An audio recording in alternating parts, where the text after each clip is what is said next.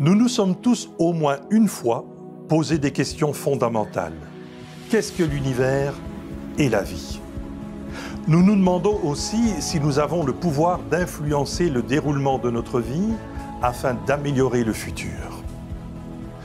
Depuis des siècles, les plus grands philosophes se sont efforcés de trouver des réponses à ces questions.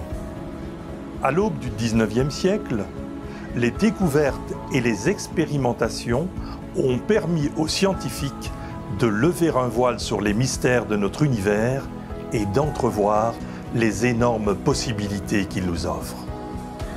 Par ses travaux sur la relativité, Albert Einstein nous a permis de comprendre les mécanismes qui régissent les objets infiniment grands comme les étoiles et les galaxies.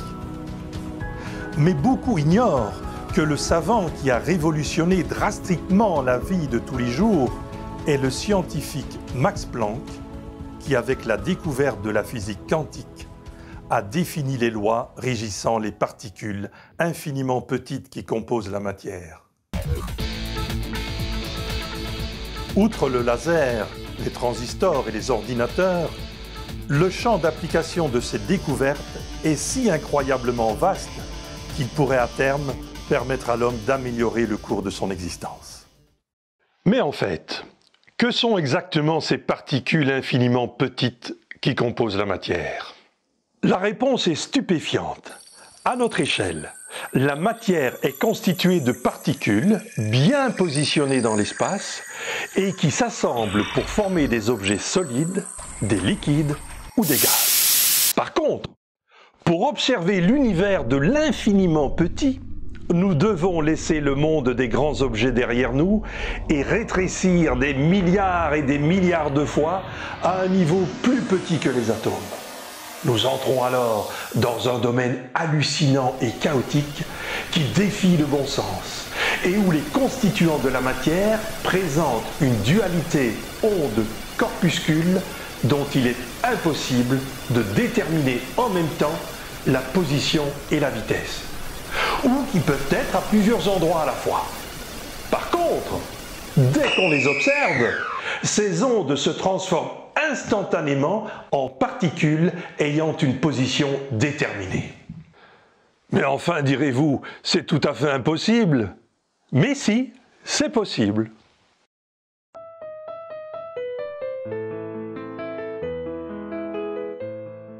Le point de départ de cette constatation est l'expérience réalisée en 1801 par Thomas Young.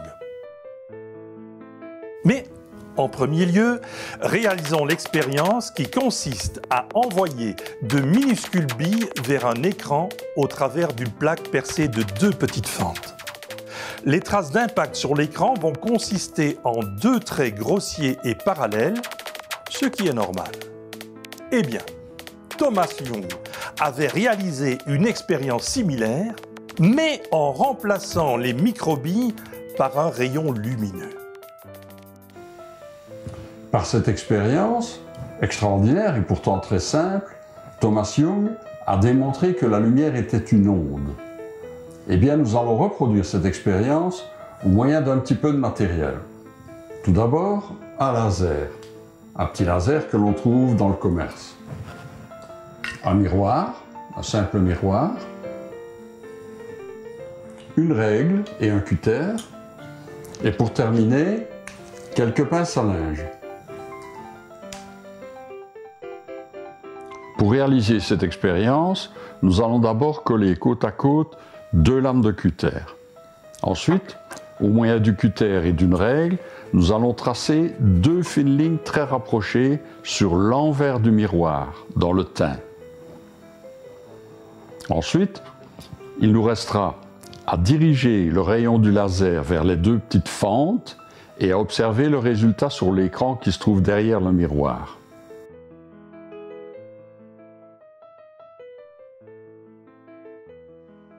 Young avait alors constaté sur l'écran non pas deux traces parallèles, mais des lignes alternativement claires et foncées appelées franges d'interférence, démontrant ainsi que la lumière était bien une onde au même titre que les vagues sur un lac.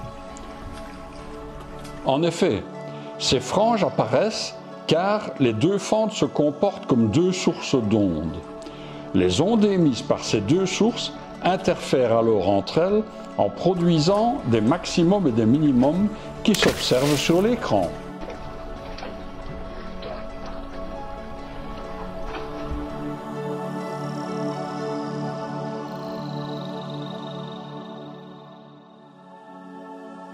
En 1926, suite aux travaux de Max Planck, on découvrait que la lumière était aussi composée de photons, paquets microscopiques d'ondes renfermant la plus petite quantité possible de lumière, d'où le nom de particules quantiques. Dès lors, cela démontrait que le photon était aussi une particule.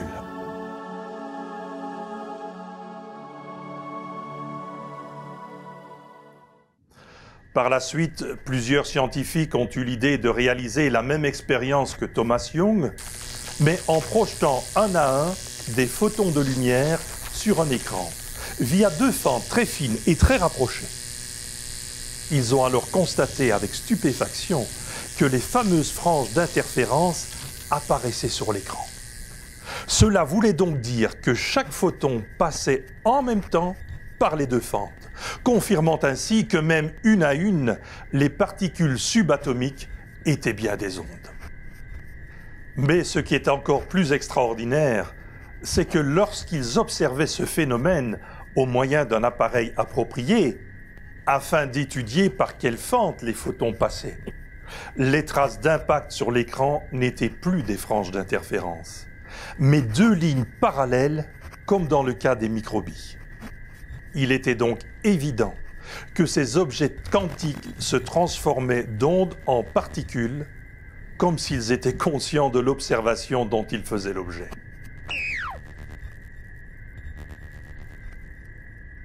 À partir de là, certains physiciens ont émis l'hypothèse que notre univers n'existerait pas dans l'espace et dans le temps sous forme de particules matérielles sans la présence d'observateurs.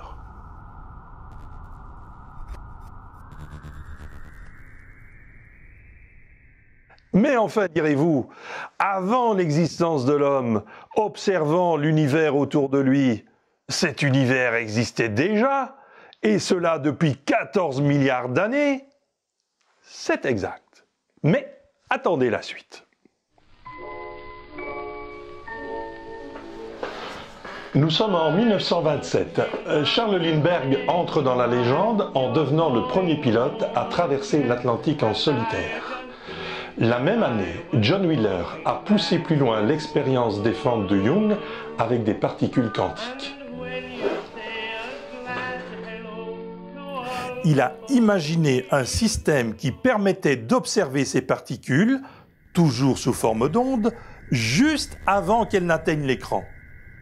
Et quelle n'a pas été sa stupéfaction de constater que quand on les observait, ces ondes se transformaient en particules dès leur passage à travers les fentes, c'est-à-dire dans le passé, avant l'observation.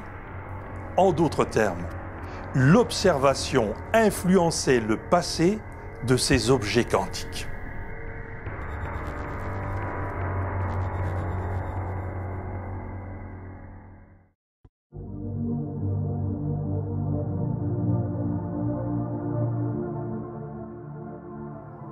Dès lors, selon Wheeler, ce qui a provoqué, il y a 13,7 milliards d'années, l'apparition de l'univers sous forme de matière solide plutôt que sous forme d'ondes et d'énergie, c'est peut-être le fait qu'il y aurait plus tard des systèmes collecteurs d'informations tels que les êtres humains.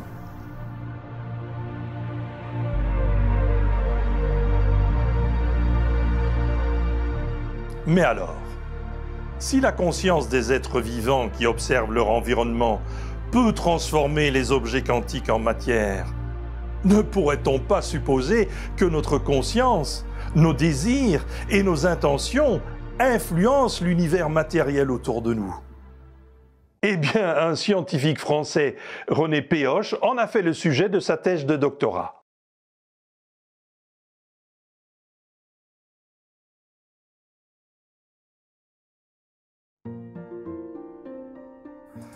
Il faut savoir que si un poussin est placé à côté d'un animal ou d'un objet mobile dès sa naissance, celui-ci considère l'animal ou l'objet comme étant sa mère.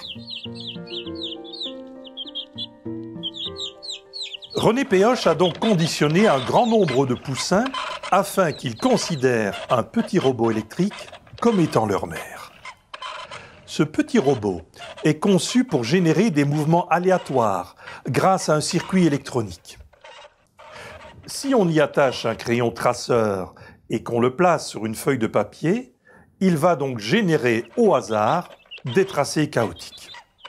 Or, René Péhoche a constaté que si les poussins conditionnés par le robot étaient placés dans une cage à une certaine distance du robot, celui-ci finissait par se rapprocher des poussins, et cela 2,5 fois plus fréquemment que ce que les calculs de probabilité avaient déterminé. Plus de 500 expériences menées avec la plus grande rigueur scientifique durant 4 ans avec 2500 poussins ont montré que quelque chose qui avait un rapport avec l'intention ou le désir des poussins pouvait influencer le circuit électronique du robot. Dès lors, pourrait-on admettre l'hypothèse que notre conscience ou notre subconscient possède des propriétés dépassant l'entendement et qui peuvent créer un futur favorable ou défavorable en fonction de notre état d'esprit, positif ou négatif. Des pionniers ont franchi le pas en ce sens en imaginant des méthodes basées sur le conditionnement de notre mental et permettant, par la pensée positive, d'attirer des événements heureux. Le psychologue Émile Coué, un des premiers, développa sa fameuse méthode Coué, basée sur la répétition inlassable de phrases positives du genre « tous les jours, à tout point de vue, je vais de mieux en mieux ». Mais à l'heure actuelle, les techniques de pensée positive ont évolué avec la découverte de l'importance du subconscient. Ces nouvelles méthodes ont comme base l'envoi vers le subconscient de messages positifs ou la visualisation mentale d'événements heureux que l'on souhaiterait. Il est connu que la communication entre conscient et subconscient est favorisée lorsque la fréquence des ondes électriques émises par le cerveau diminue. En période d'activité, le rythme cérébral varie de 12 à 40 Hz. Sur une personne en cours de méditation, on constate que la fréquence des ondes cérébrales diminue jusqu'à 8 cycles et demi par seconde. Dans la période précédant le sommeil, cette fréquence diminue encore jusqu'à 4 cycles et demi par seconde. À cet instant, la barrière entre conscient et subconscient est très faible. C'est donc le moment opportun pour envoyer vers le subconscient des messages positifs ou d'imaginer, dans une sorte de rêve, des événements positifs que l'on souhaiterait voir se produire.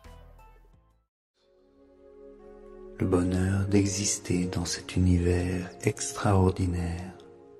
Pour la facilité, ces messages peuvent être préenregistrés sur cassette. Cette technique, créée par le psychiatre américain Milton Erickson, est aussi réputée pour son action sur l'angoisse et les dépendances.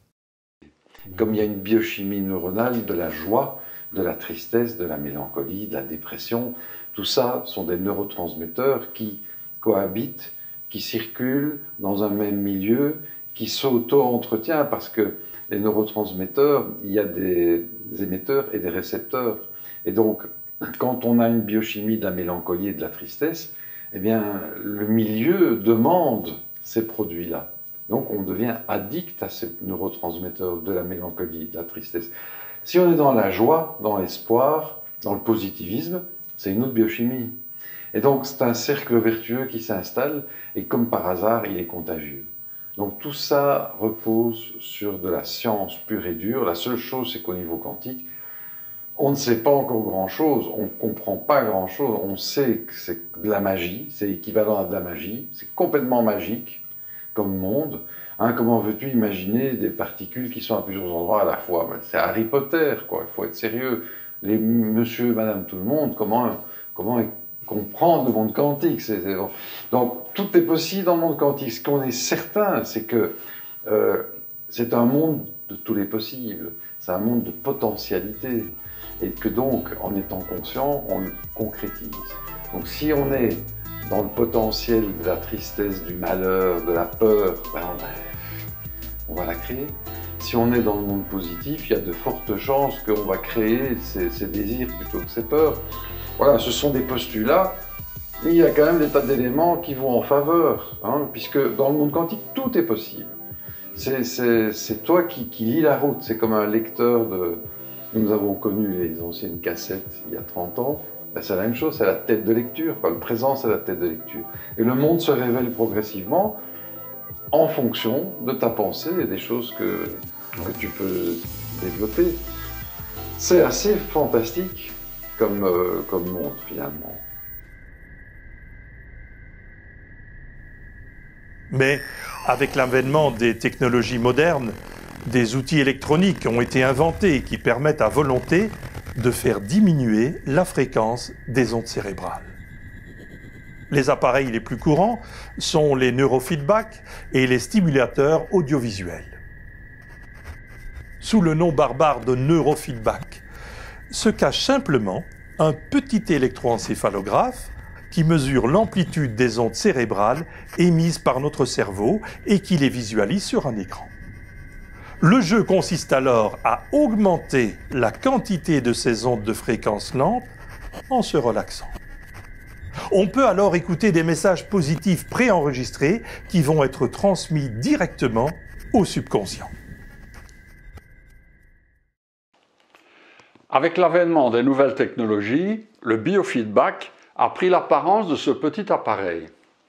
Vous avez 3 électrodes que l'on va placer sur le front et un petit boîtier électronique qui va mesurer la fréquence des ondes cérébrales et qui va les transmettre par Bluetooth, soit à un smartphone, soit à un ordinateur. L'exercice va alors consister à faire se mouvoir un objet virtuel dans un jeu vidéo uniquement en augmentant sa concentration et sa relaxation. Voilà, je vais vous montrer comment ça fonctionne.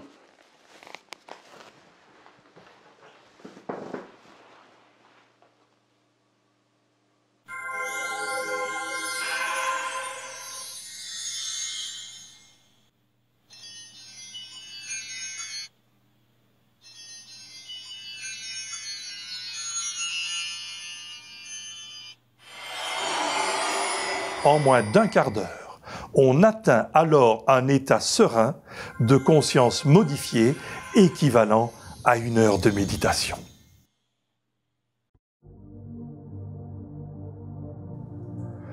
Le stimulateur audiovisuel consiste en une paire de lunettes munies de LED multicolores qui pulsent à des fréquences déterminées. Après un certain temps, le cerveau se met en phase avec la fréquence lente des pulsations. On peut alors écouter des messages positifs préenregistrés qui vont être transmis directement au subconscient. Vous avez maintenant conscience de la force qui est en vous. Une force qui est spontanément gérée par la nature dont vous êtes constitué. Donc je vais vous présenter le stimulateur audiovisuel le plus abouti actuellement, qui s'appelle le PSIO, hein, qui est une lunette équipée d'un lecteur MP3 et qui permet de diffuser de la lumière simultanément. Et donc ces applications qu'on peut télécharger dans cette lunette permettent de faire un travail soit conscient, soit au niveau conscient, avec des applications de méditation et de visualisation positive, soit de provoquer un lâcher-prise et de faire toute une série de travaux au niveau subconscient.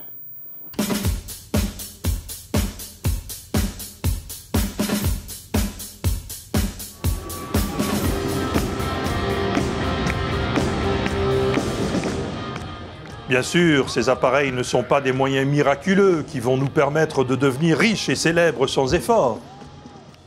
Rien ne remplacera un état d'esprit positif et la visualisation créatrice d'un avenir meilleur pour chacun d'entre nous.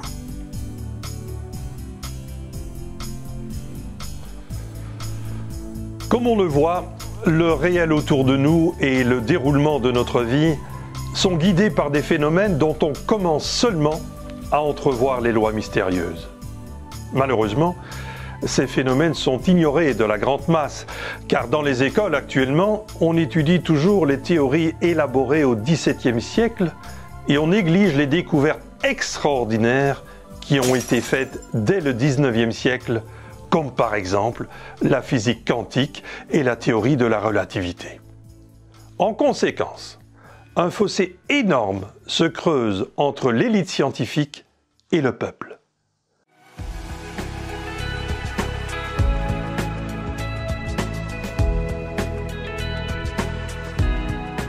Que dire du domaine que les sceptiques appellent ironiquement le domaine du paranormal?